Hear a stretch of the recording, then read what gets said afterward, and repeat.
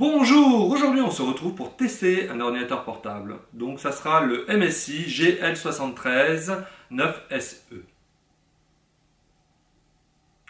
Donc dans cet ordinateur portable, l'écran est de 17 pouces avec une dalle à 144 Hz. Il possède une carte graphique Nvidia RTX 2060 avec 6 Go de RAM. Au niveau du disque dur, donc on a un disque dur d'1 Tera et un SSD de 256. Donc au niveau du processeur, c'est un Intel Core i7 9750H. Donc c'est celui qui est dédié aux ordinateurs portables. Et c'est donc la 9e génération qui est sortie il n'y a pas si longtemps que ça. Et au niveau de la RAM, on a 16 Go de RAM. Donc on va faire l'unboxing et après le test. Donc voici, donc on va l'ouvrir.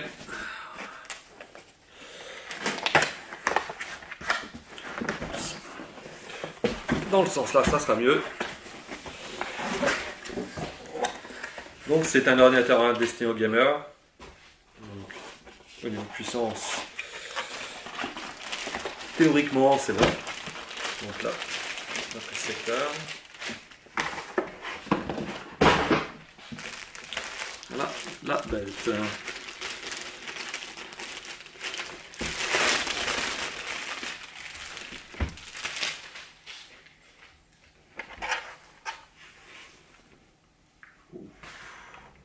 Il est magnifique au niveau. Donc là, je vous le montre ici.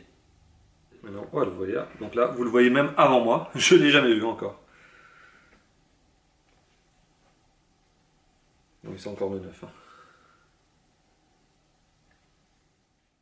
Donc voilà, donc on peut voir donc au niveau de la dalle, c'est comme je vous l'ai dit, c'est une 17,3 pouces en full LED anti-reflet. Donc là c'est le clavier. Donc c'est un style Series comme vous pouvez le voir. Donc rouge, il est rétro-éclairé. Voilà. Pour le refroidissement, c'est un cool booster. Donc c'est un système de refroidissement à 2 ventilateurs. Avec 7 caloducs. Voilà, donc là sur le côté on peut voir le lecteur de carte SD et 2 ports USB 3. Là, on peut voir c'est l'évacuation de l'air de l'autre côté. Donc ici, donc là on retrouve un port Ethernet 1 gigabit. Juste à côté on retrouve une sortie HDMI 4K 60 Hz. À côté un port mini display. Juste encore à côté c'est le port USB 3.2 type A. À côté c'est un port USB 3.2 aussi mais type C cette fois-ci. On a une sortie casque et une entrée microphone. On voit bien l'évacuation d'air. Ce qu'on voit pas, c'est la carte Intel Wi-Fi. Donc c'est une 802.11 AC. Donc là au niveau du poids, il est annoncé avec 2,9 kg. Moi j'ai des 3,3 kg. Voilà, donc je ne sais pas pourquoi. Voilà, donc là c'est la première fois que j'allume le PC. Donc c'est surprise. Je ne sais pas ce que ça va donner. Voilà. Donc là, je fais à main lavée, donc c'est pour voir ce que ça donne. Au-dessus, on a pu voir rapidement la webcam. Donc c'est une, elle est en Full HD 720p. Voilà, on voit bien le logo MSI, le clavier qui s'allume.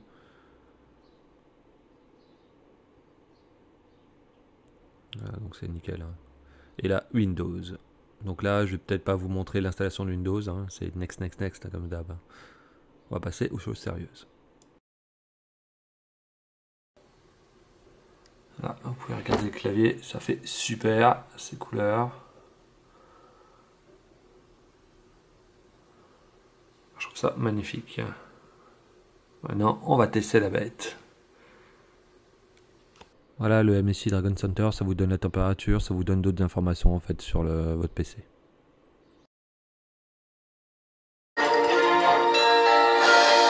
Voilà, donc au niveau des haut-parleurs, c'est suffisant pour une petite utilisation, mais je vous conseille tout de même d'utiliser des vrais haut-parleurs externes. Moi, je trouve que c'est suffisant. Bon, pour le jeu, je vous conseille plutôt un casque, alors je vais vous mettre le son. Voilà, je vais le mettre à fond. Ça va, il n'y a pas de saturation. ça tire.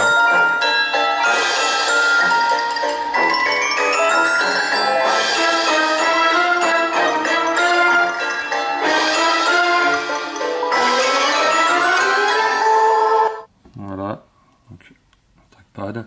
Donc moi je trouve pas ça super précis. Bon, ça c'est tous les trackpads, hein. Je pense que le seul que j'apprécie un peu plus c'est celui du Mac, mais voilà, une question perso.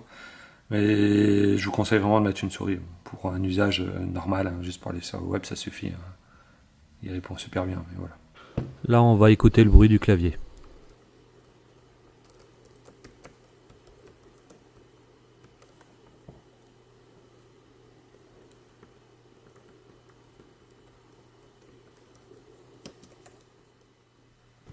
Voilà, donc le rétroéclairage est vraiment super, dès qu'il fait un peu nuit, un peu sombre. Le clavier est beau, hein. Donc j'ai rien à dire. Il y a peut-être la touche Windows qui est en bas à droite qui me gêne, je préfère l'avoir à gauche, mais bon. Voilà, donc là c'est au niveau de la fermeture. Donc, si on regarde, le mécanisme a l'air nickel. Donc, ce que de temps en temps c'est une des faiblesses, mais bon là a priori pour l'instant ça a l'air d'être nickel. Donc là c'est la partie benchmark. Donc moi j'utilise le logiciel Passmark, c'est un logiciel gratuit qui est vraiment pas mal. Donc c'est grâce à lui en fait souvent que c'est sur leur site internet que je regarde quand je cherche un processeur, comparer les processeurs et compagnie. Voilà. Donc c'est là-dessus que je fais les tests, hein. C'est pas obligatoirement le meilleur logiciel. Donc ça fait les tests graphiques et compagnie, hein. Donc là je vais vous montrer quelques écrans. Le but c'est pas de vous montrer le benchmark en entier, hein. Je pense que vous en foutez. Le but c'est de voir le résultat. Donc ce que je vais faire c'est que je vais vous mettre dans la description et puis ici dans le lien, je vais vous mettre le résultat en fait pour que vous puissiez aller vous-même voir le résultat sur internet, hein. Ah, si je vous montre les résultats bruts, 6281.2, ça veut rien dire. Donc c'est pour ça après il faut aller sur leur site et puis comparer. Donc voici le lien pour aller sur la page du bench, elle est aussi dans la description, ça sera plus facile de faire un copier-coller. Et sinon, bah, là vous pouvez regarder, a priori tout est au top. Donc ça c'est le test du processeur, donc 13 596. Mais encore une fois, si vous regardez ce chiffre, ça ne veut rien dire du tout. Donc vous pouvez le comparer, hein. Donc voilà. Donc vous voyez qu'il est plus rapide que la génération d'avant, qui était à 12 474.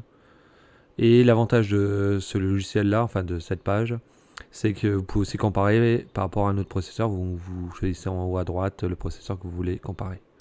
Par exemple là, je compare par rapport à mon Core Intel 2600K, donc c'est celui sur lequel je travaille. Voilà, donc il n'y a pas photo. Le nouveau, qui est sur un portable, est beaucoup plus rapide.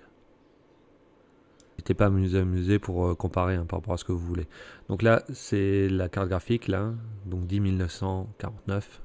Encore une fois, ça ne veut rien dire. Par contre, là, si on regarde par rapport à d'autres générations, c'est plus parlant. Donc là, je vous ai fait une petite comparaison, hein. Donc, par rapport à la 2070 qu'on retrouve sur d'autres ordinateurs portables ou la 1660, hein, qu'on retrouve souvent. Donc vous pouvez regarder que la 2060, enfin celle que j'ai, est très rapide, même plus rapide que les autres. Ça c'est une bonne chose. Je vous avoue, j'ai été le premier étonné, hein, de cette rapidité. Là je vous fais écouter un peu le bruit, donc je l'ai fait exprès chauffer, hein, donc j'ai lancé un bench pour exprès pour qu'il chauffe. Là vous allez entendre le bruit du ventilateur.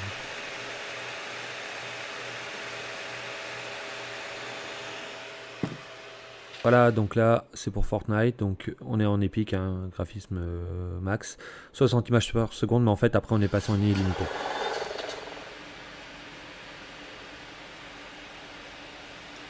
Donc là on joue à... tous les graphismes sont à fond, donc on entend, écoutez, on entend quand même un peu le ventilo. C'est jouable, bien entendu.